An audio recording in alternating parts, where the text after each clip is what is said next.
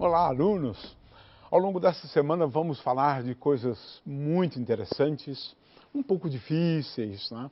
Mas de qualquer maneira nós vamos abordar a física quântica, o que é a física quântica, vamos falar de teorias quânticas, porque existem 3 teorias quânticas, né? Alguns conceitos básicos, vamos falar da mecânica quântica, da equação de Schrödinger e, finalmente, a estrutura quântica dos átomos. Vamos começar, né, falando sobre o que estava acontecendo até o ano de 1900. Os físicos, até esse ano, estavam absolutamente satisfeitos com a explicação que eles davam a partir das teorias como a mecânica clássica, o eletromagnetismo clássico, a ótica, a termodinâmica e assim por diante. Mas, por outro lado, já em 1900 se sabia que a física clássica não dava conta de explicar todos os fenômenos. Isso até 1900, 3 fenômenos não podiam ser explicados à luz da física conhecida até aquele ano. O espectro discreto do átomo de hidrogênio, a radiação do corpo negro e o efeito fotoelétrico. Só 3, mas isso incomodava os físicos. Porque nem todos os fenômenos agora podiam ser explicados à luz da física clássica, aquela física conhecida até o ano de 1900, como eu disse antes, né? Hoje sabemos que nós devemos dividir os fenômenos em 2 categorias. Os fenômenos clássicos, que podem ser explicados pelas teorias clássicas já mencionadas, e fenômenos quânticos, que não podem ser explicados pela física clássica. E são muitos, e interessante isso, né? Os fenômenos quânticos são fenômenos que ocorrem num nível microscópico, mas têm consequências em relação ao mundo macroscópico. E olha, muitas consequências. Aqui eu tenho uma relação de fenômenos quânticos que a gente não pode explicar com base na teoria clássica. A existência de átomos, a tabela periódica, e pasme, não conseguimos explicar os ímãs com uma teoria clássica, isto é, o ferromagnetismo, de uma maneira geral, ímãs, na realidade, um conjunto de materiais ferromagnéticos, né? Muito bem, nós não conseguimos explicar a estabilidade da matéria. Na verdade, de acordo com a física clássica, nós não estaríamos aqui, porque o átomo dura muito pouco, né, de acordo com a física clássica. Também não conseguiríamos explicar esse fenômeno da impenetrabilidade da matéria. Veja um outro que é simples, a dispersão da luz, quando a luz passa por um prisma, decompondo a luz branca em várias cores. Oh, veja bem, é curioso isso. Esse é um fenômeno que, a rigor, bem explicado mesmo, só com a teoria quântica. O espectro discreto dos átomos, a supercondutividade, superfluidez, enfim, é um número enorme de fenômenos. Nós nos damos conta hoje que nós só conseguimos explicar à luz da teoria quântica. Muito bem, mas vamos começar de coisas bem fundamentais, o que é importante para se entender a respeito de por que a gente precisa de uma teoria quântica. Por quê? Ora, é por conta de uma coisa, natureza dualística. Guardem sempre esse nome. Porque a teoria quântica veio para explicar uma natureza curiosa, tanto da matéria quanto da radiação. Que coisa curiosa é essa? A matéria exibe uma natureza ondulatória. Olha só que coisa interessante, né? A matéria, sim, os átomos, né? o elétron, o próton, exibe, né, uma natureza, né, ondulatória. E a radiação exibe uma natureza corpuscular. Veja só, tanto a matéria quanto a radiação exibe duas naturezas, né? A natureza corpuscular e a natureza ondulatória. Isso vale, né, para a radiação e vale também para a matéria. É isso que a gente aprendeu. Agora, é claro, como eu disse antes, essa natureza dualística é essencial para descrever, né, fenômenos ocorrendo no mundo atômico, no mundo subatômico e assim por diante. Muito bem. O que é, então, a teoria quântica, né, ou uma teoria quântica? É uma teoria para descrever essa natureza dual, tanto da matéria quanto da radiação. Temos três teorias quânticas, né? A mecânica quântica, que é uma teoria não relativística, mas funciona bem para descrever átomos, né? A mecânica quântica relativística, né, formulada por Schrödinger, ou melhor, formulada por Dirac, né? Schrödinger participou da formulação da mecânica quântica não relativística.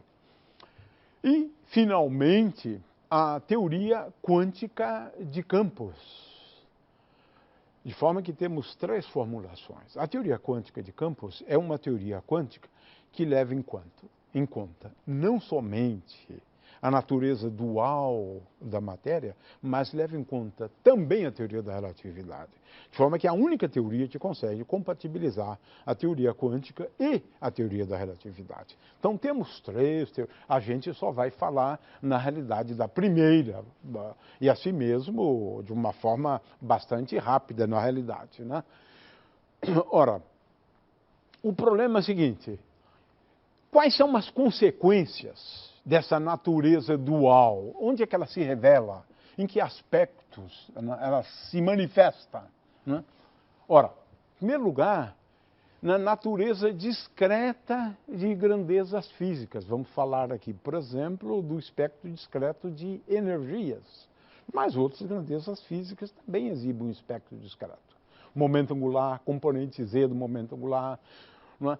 O spin e assim por diante. Na incerteza, nas medidas que nós podemos fazer em relação a determinadas grandezas físicas, né? Na ideia de estado, temos estados quânticos que é diferente de estados clássicos, como nós já analisamos no caso da termodinâmica, ao abordar estado microscópico ou estado de uma partícula, né? Temos também uma distinção entre tipos de partículas, e isso é importantíssimo. Classificamos as partículas em partículas fermiônicas e partículas bosônicas, com consequências profundas mesmo, né? Grandezas físicas puramente quânticas. Aqui surgem grandezas que nós não temos no mundo macroscópico, só no mundo microscópico. E são grandezas puramente quânticas, sem um análogo clássico. E, finalmente, a perda, né, da ideia de que a gente pode localizar uma partícula, né, e podemos falar em trajetória e assim por diante. Não, isso tudo se perde na realidade. Então, eu enunciei aqui 5 consequências, né, da natureza dualística. Muito bem. A física quântica é aquela parte da física que requer, né, a teoria quântica para a descrição dos fenômenos. Então, temos aqui a definição do que é a física quântica. É aquela parte da física que faz uso da teoria quântica para descrever fenômenos quânticos, né? Muito bem. E pode-se falar, então, portanto, em fenômenos quânticos. Como é que começou a teoria quântica? Foi no ano de 1900. Não por acaso eu mencionei o ano de 1900. Em 1900 começou a teoria quântica. Mas é curioso, porque não começou a mecânica quântica naquele ano. Isso é importante que se entenda. A mecânica quântica veio um pouco depois, na realidade, né? Muito bem. qual era o problema? Olha só, é um problema muito interessante e importante, né? Como é que a gente explica determinados aspectos, né, da radiação emitida por um objeto aquecido, uma barra de ferro, por exemplo, né? Ela começa com uma cor bem vermelho escuro e finalmente vai se tornando cada vez mais amarelada, né? Veja, a gente não entendia esse fenômeno, não. Alguns aspectos da radiação emitida por corpos aquecidos. Você mesmo está a uma temperatura de 37 graus, né, Celsius, né? Então você é um corpo aquecido e emite radiação. Exatamente, você emite radiação também, né? Muito bem. Agora, explicar certos aspectos da radiação emitida por corpos aquecidos, a física clássica não conseguia, mas de jeito nenhum, não havia jeito de explicar, né?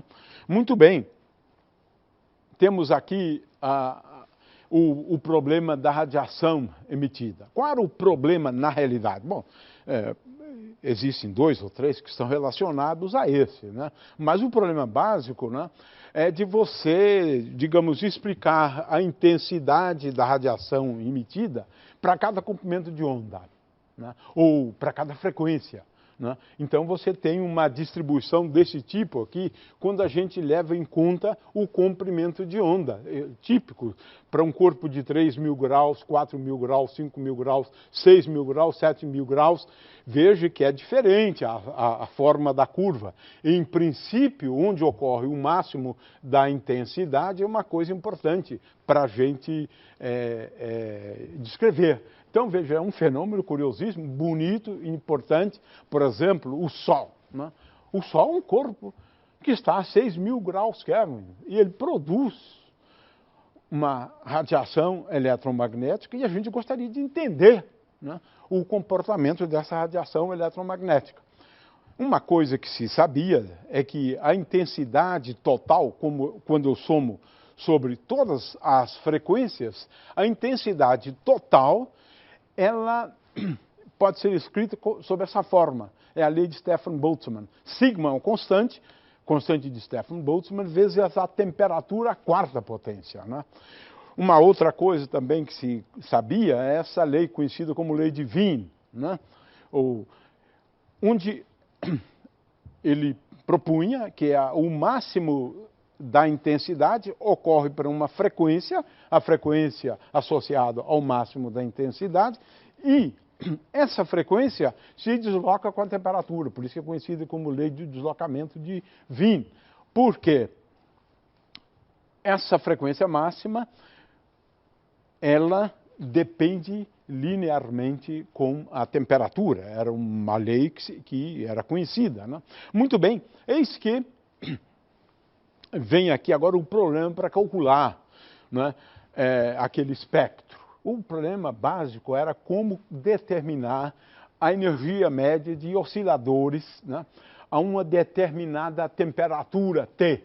Ora, se sabia que essa energia média era igual à probabilidade de você encontrar a energia E, a temperatura T, vezes E, né? Porque eu tenho a probabilidade, né? O valor médio é igual à probabilidade vezes E somando sobre E. Esse era o problema, né? Eis que Planck fez uma proposta revolucionária. E aqui começou a teoria quântica. Por quê? A proposta dele é o seguinte: não, essas energias, né, clássicas, elas só aparecem em quantum. Olha aí a razão do nome teoria quântica. Ele propôs que a energia, né, daquele sistema que era entendido como um sistema de osciladores, essa energia poderia ser escrito, ou deveria ser escrito como N é um número inteiro. A energia deveria aparecer em quântons. Quanto, sim. Quantum é a quantidade elementar de energia. Quanto de energia é Hν. Quem é Ni? É a frequência. Já estávamos falando da frequência da radiação emitida. Ni se refere à frequência. E H era uma constante que ele estava introduzindo e que depois se pode ver que deve assumir esse valor de 6,6 vezes 10 a menos 34 joules vezes segundo. Muito bem, temos aqui uma proposta de quantização, é por isso que é quantum, de quantização, energia quantizada em quantums, né? Muito bem, quantização da energia foi a proposta de Planck, dando origem à teoria quântica, introduzindo uma das constantes fundamentais da física, que é a constante de Planck. Muito bem, agora feitas as contas, você obtém essa expressão aqui em amarelo. Quer dizer, eu tenho aqui a intensidade como função da frequência da radiação, né? E tem essa expressão. Claro que Planck ganhou o prêmio Nobel, merecidamente, né, por ter elucidado, mas ainda ficava uma questão. Por que N vezes H vezes Ni? Né? Por que isso? Ora, isso aí quem acabou explicando foi Einstein, que propôs, né, como já explicamos isso antes, né, de que a luz deveria exibir um comportamento corpuscular. Então, o quantum que o Planck estava se referindo, na verdade, era o quê? É o quantum da radiação, que é o fóton. E um fóton tem energia igual a H vezes Ni. Já vimos isso antes, né? De forma que energia é igual a Hν, onde essa energia é a energia de um fóton. Portanto, Einstein foi quem, de certa maneira, explicou melhor o que Planck estava fazendo. Na verdade, o Planck estava procurando uma maneira fenomenológica de obter o espectro da radiação de um corpo negro. Muito bem, o outro aspecto é esse, curiosíssimo, né? É que quando a gente olha para o Sol, você vê um espectro contínuo, mas o espectro do átomo de hidrogênio, ele na verdade exibe um espectro discreto, só algumas frequências. E isso não dá para explicar com a física clássica, só a física quântica. Mas, de qualquer maneira, o fato é que nós aqui estamos falando de fenômenos que não podiam ser explicados a partir da física clássica, né? Ora, o que a gente sabe hoje é que a matéria exibe também uma natureza ondulatória nesse mundo atômico, subatômico, né? E ocorrem fenômenos de interferência e de difração.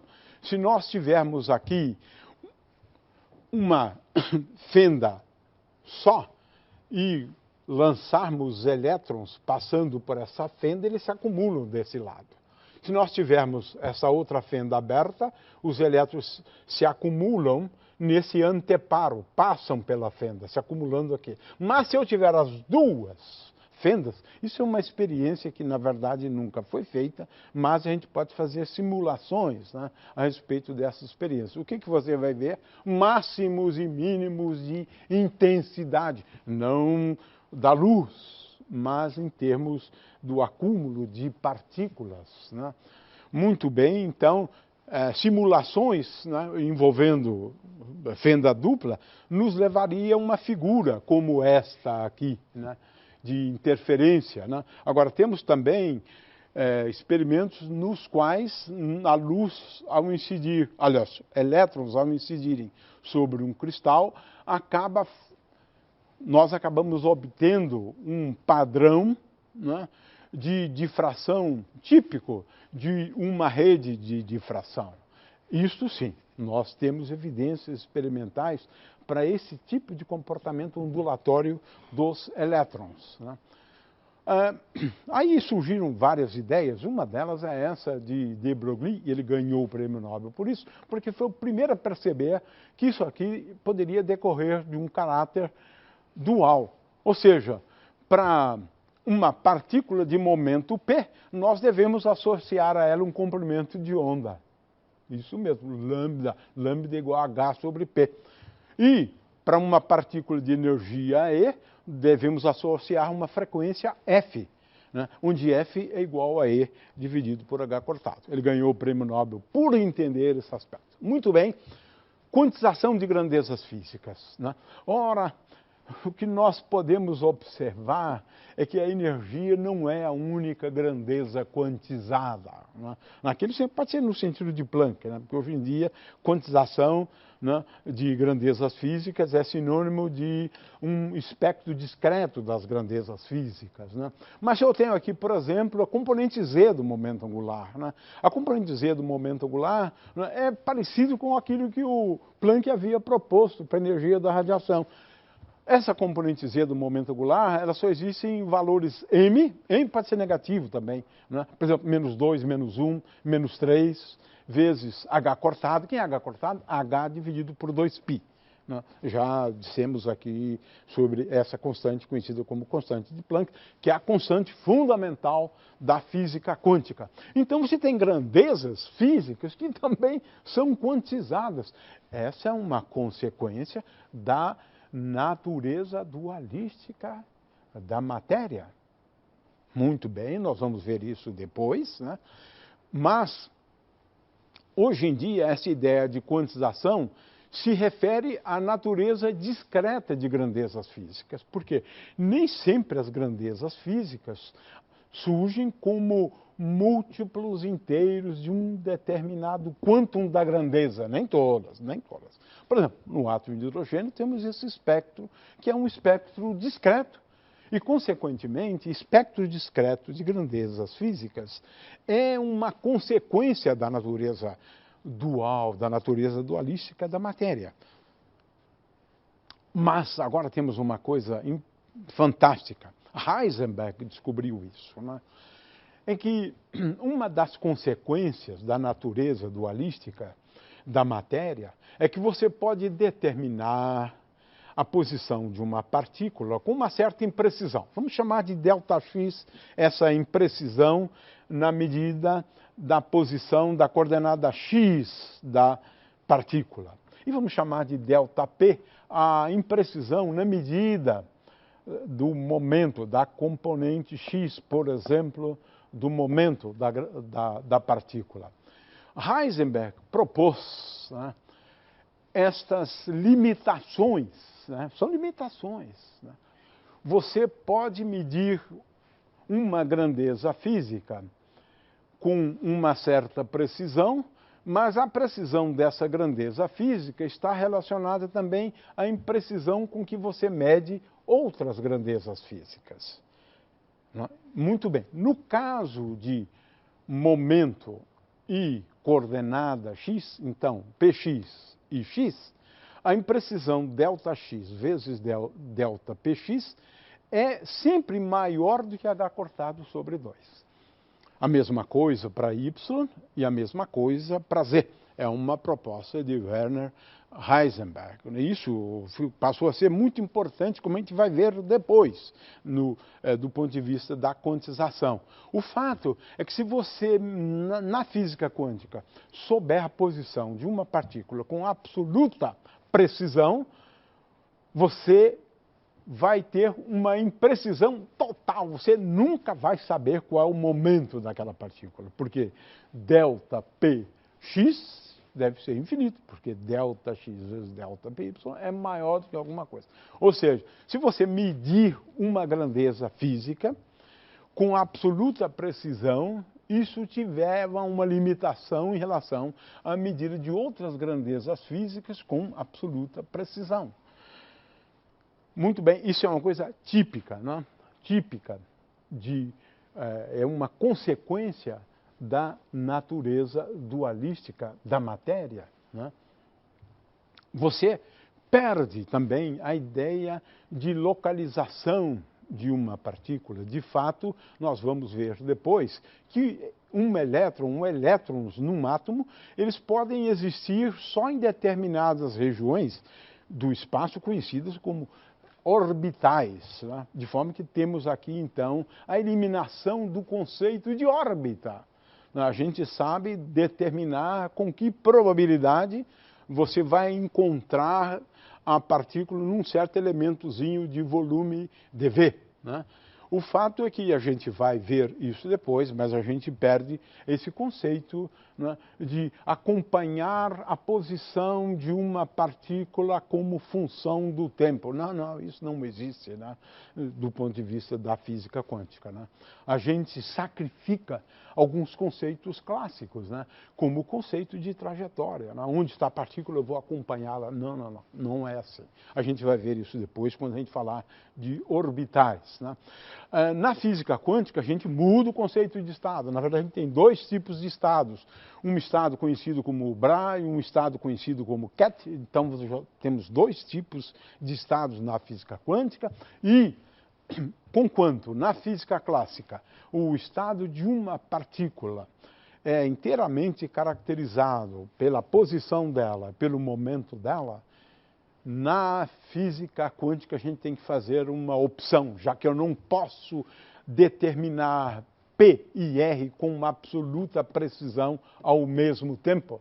Então eu posso ter estados caracterizados pelo momento da partícula com absoluta precisão, né, P, ou estados da partícula com a posição bem definida. Mas nós não podemos ter a mesma coisa, né?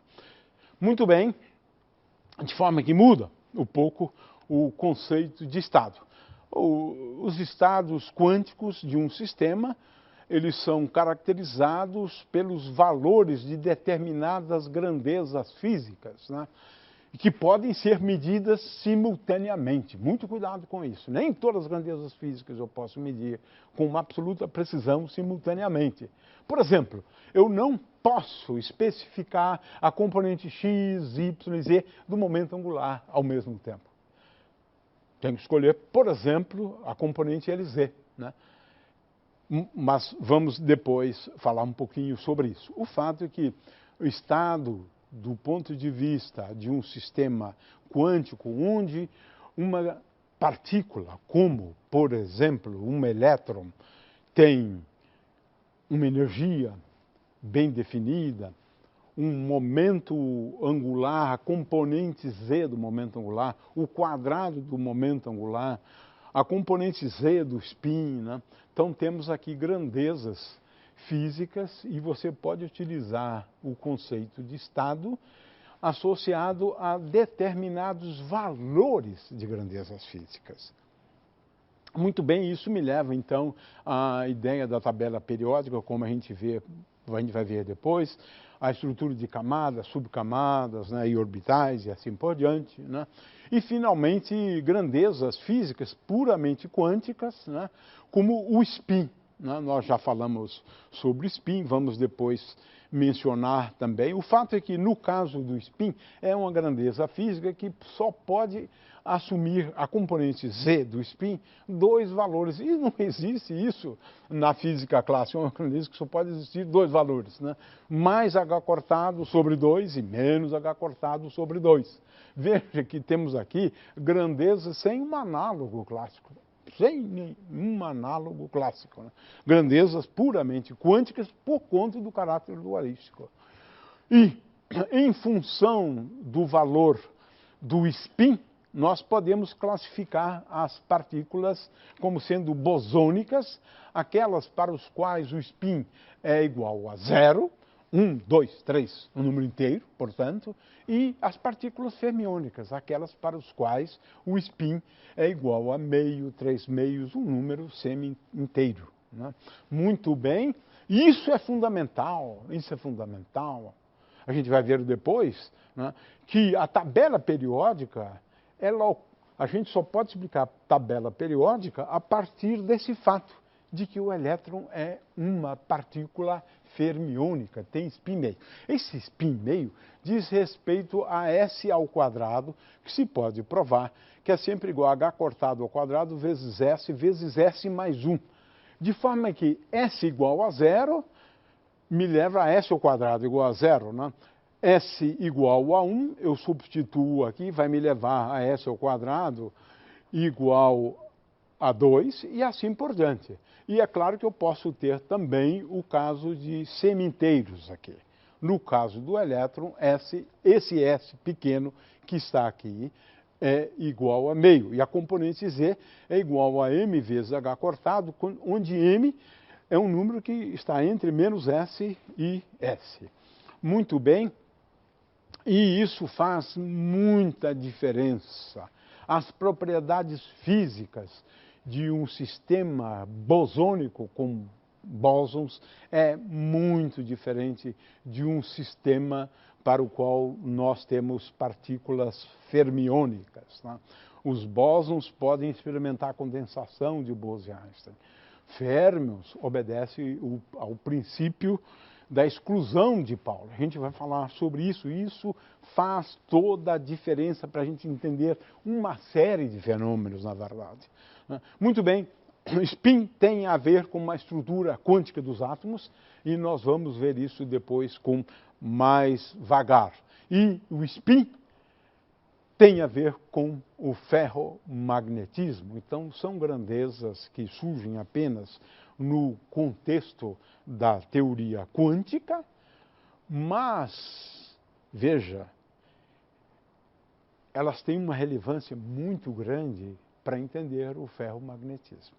Porque o ferromagnetismo ocorre por conta da magnetização, de uma distribuição de momento de dipolo magnético dos elétrons, e esse momento de dipolo magnético dos elétrons tem a ver com o spin do elétron.